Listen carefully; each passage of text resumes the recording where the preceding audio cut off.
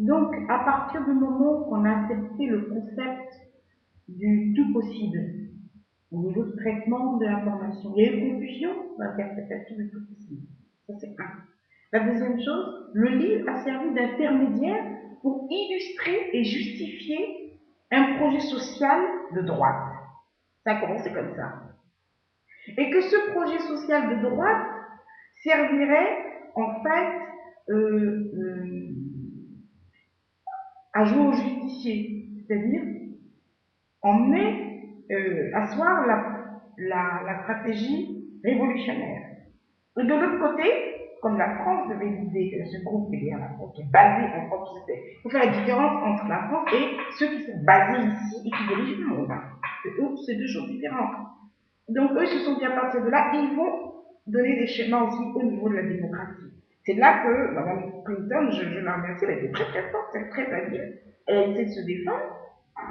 Et à un moment, elle est tombée dans un brouillard d'informations parce que toute l'information, c'est à partir de ces révolutions qui ont fait mainmise sur tous les circuits de communication.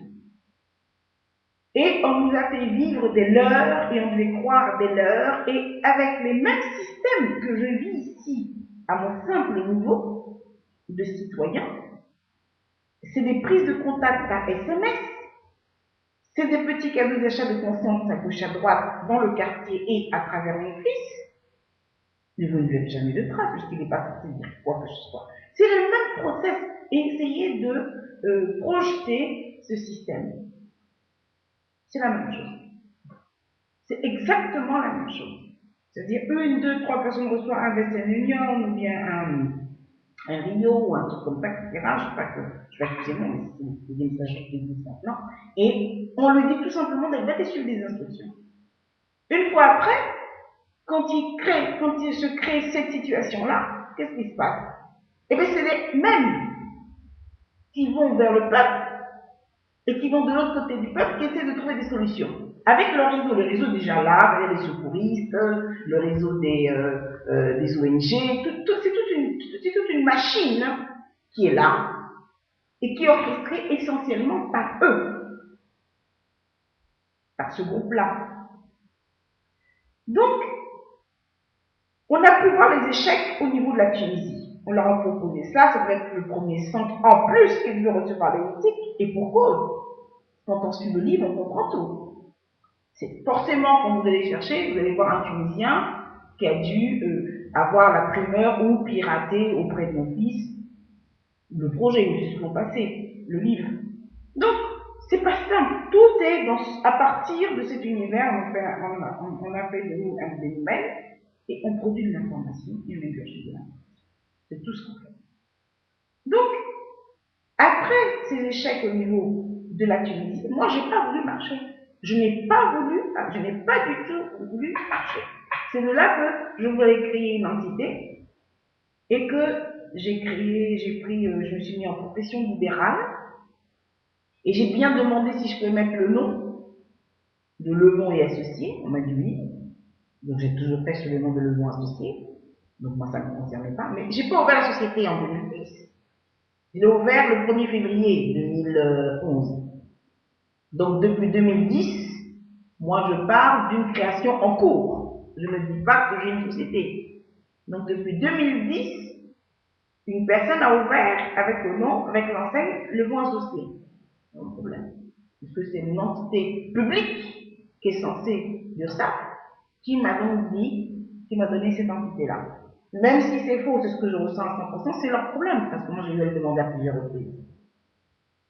Voilà, par exemple, le rôle de la société, c'est-à-dire cette espèce de connivence malsaine qu'il y a entre les sociétés. La société est sur les.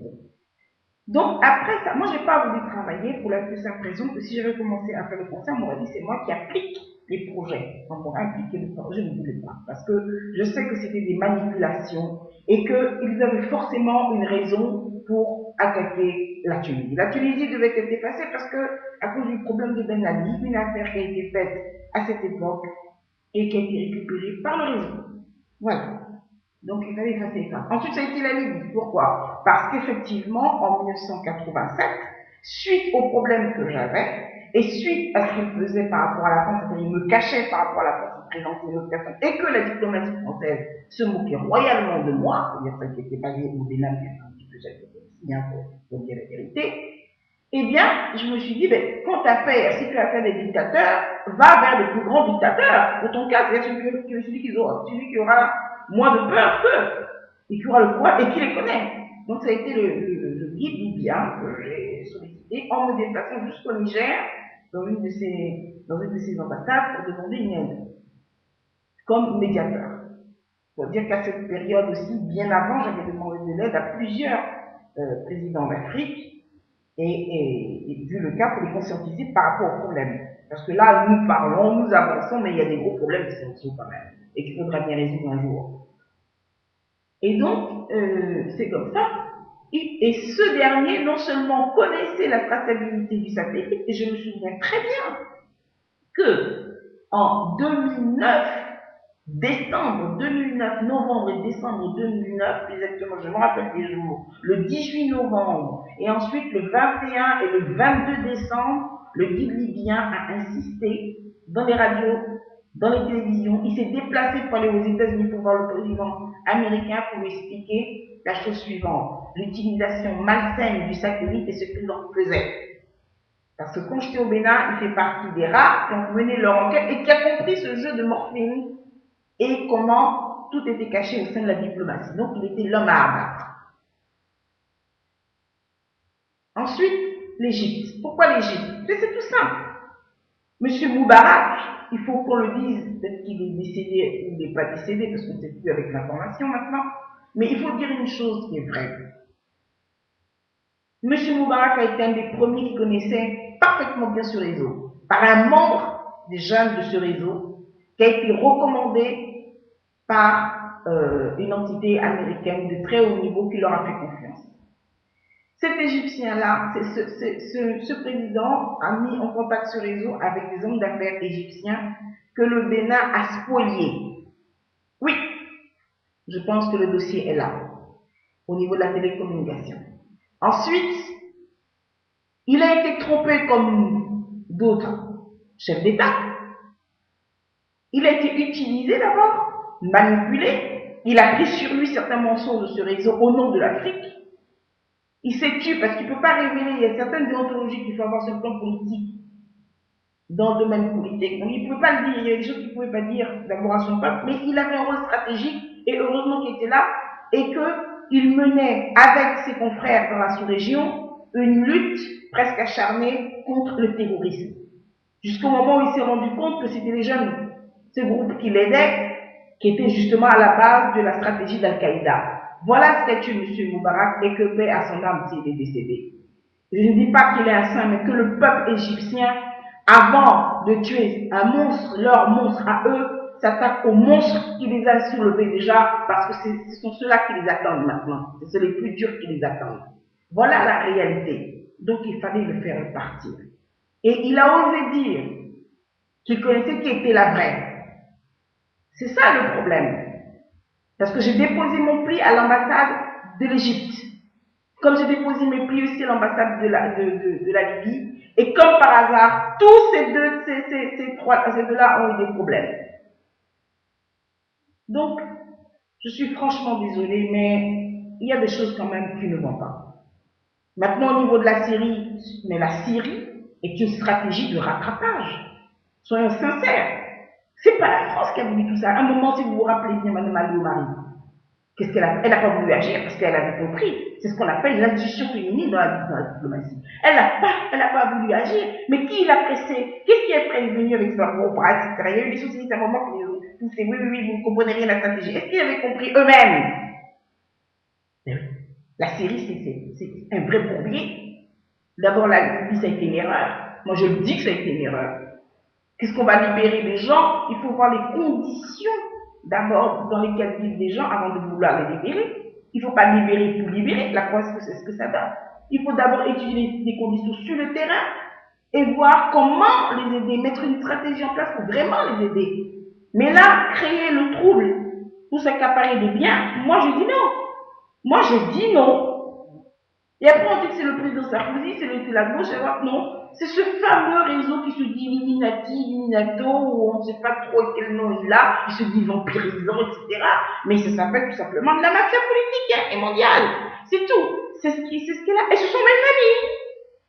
C'est pour ça que sur le plan diplomatique, ils changent mon nom, ils me renient, parce que ils se servent de mes réflexions, de mes idées, ou ce que j'invente, pour les déformer à leur image, pour progresser. Comment voulez-vous qu'ils acceptent faire de telles choses horribles avec leur propre progéniture? Voilà le vrai problème. Donc, où je peux avoir une aide, mais ils étouffent et détruisent les traces. Donc, vous avez affaire à des potentiels malades qui sont des véritables terroristes. Alors, c'est là qu'on se pose des questions. Il était question, il était dit en 2001 qu'une entité avait racheté le réseau Al-Qaïda. Qui c'est? Qui a racheté le réseau Al-Qaïda?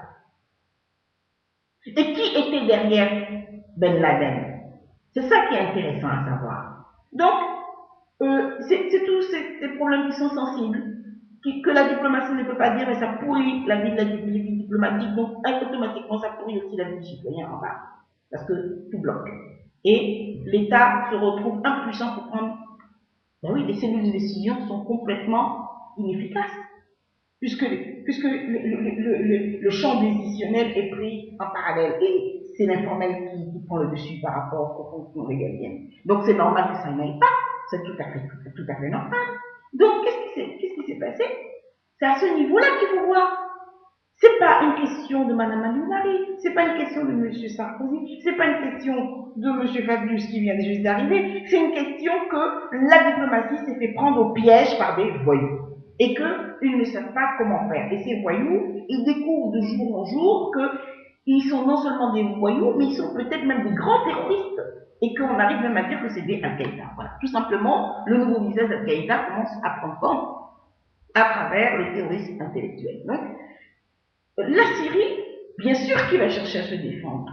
Maintenant, c'est les populations. Pourquoi ces populations-là? Pourquoi on les manipule, les pauvres? Ils ne savent pas tout sur les grands vendeurs d'illusions de croissance.